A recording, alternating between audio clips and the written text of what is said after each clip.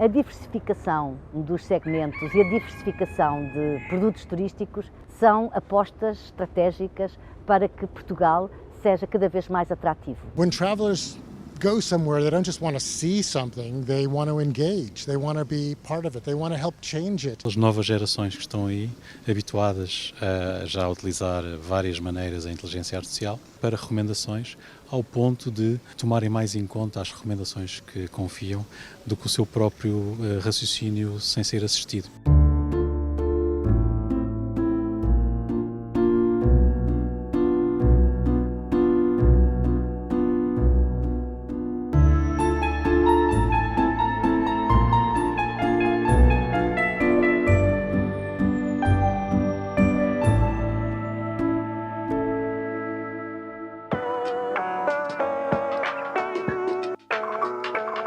When travelers go somewhere, they don't just want to see something, they want to engage, they want to be part of it, they want to help change it. The idea of travel isn't to come home and tell people about what you saw, but to come home being changed yourself by where you've been. And that can only happen by interacting with the places that you go.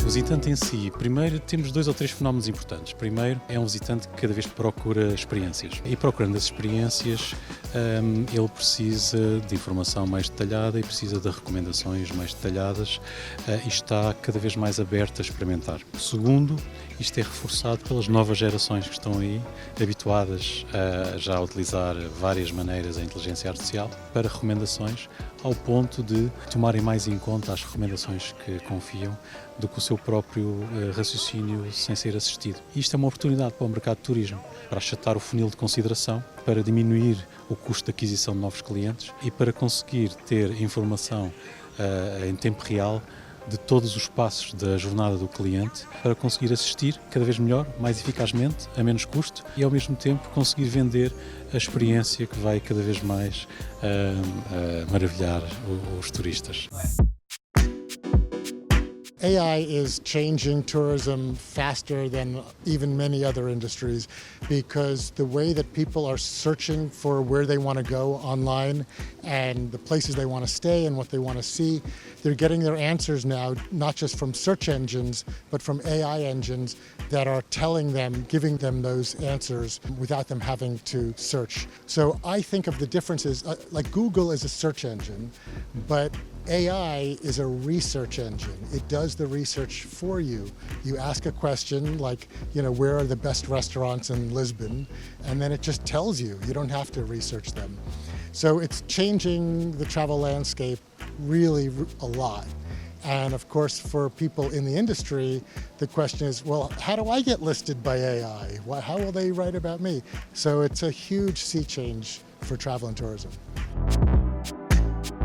A inteligência artificial ela tem vários casos de uso, seja o enriquecimento da experiência dos clientes, pelas recomendações, por exemplo, ou pela assistência dos agentes de call center, seja por empoderar cada vez mais o agente ou o empregado da empresa de turismo, com ferramentas para resolver e desempenhar as suas funções mais depressa, com menos custo e menos tempo, e com menos frustração também, diga-se de passagem. E ao mesmo tempo, outro género de caso de uso que é a produção à escala de conteúdo que serve a máquina, entre aspas, de inteligência artificial para conseguir, nas suas várias variações de conteúdo, enfatizar os aspectos de cada produto turístico, dependendo de quem está a ver esse produto turístico em qualquer que seja o canal.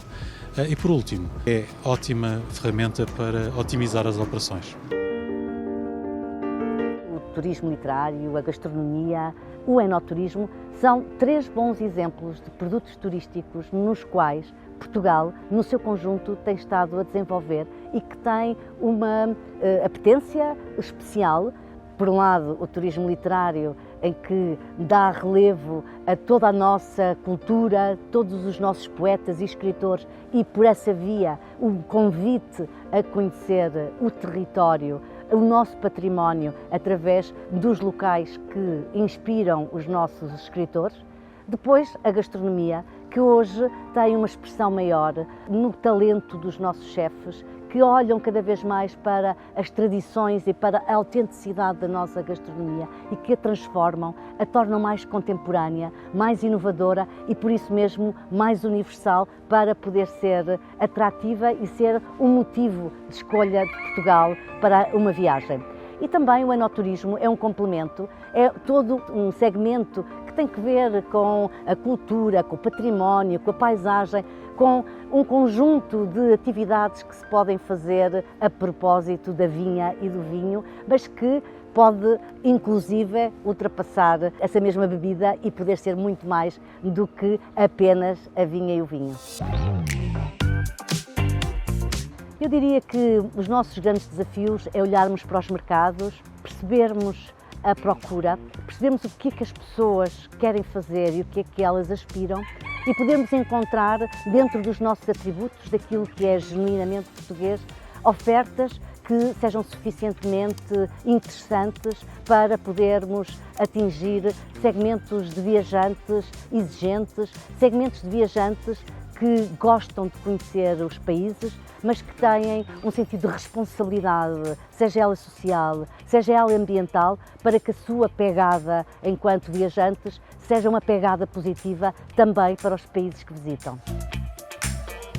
Nós temos 4 mercados que são os nossos mercados consolidados, do Reino Unido, da Alemanha, da França, da Espanha, mas o 5º mercado hoje em dia já é os Estados Unidos, mas também o Brasil é um mercado muito interessante que continua a olhar para Portugal como um local de férias privilegiado. Mas temos outros países para os quais temos estado a trabalhar e onde temos encontrado oportunidades muito interessantes.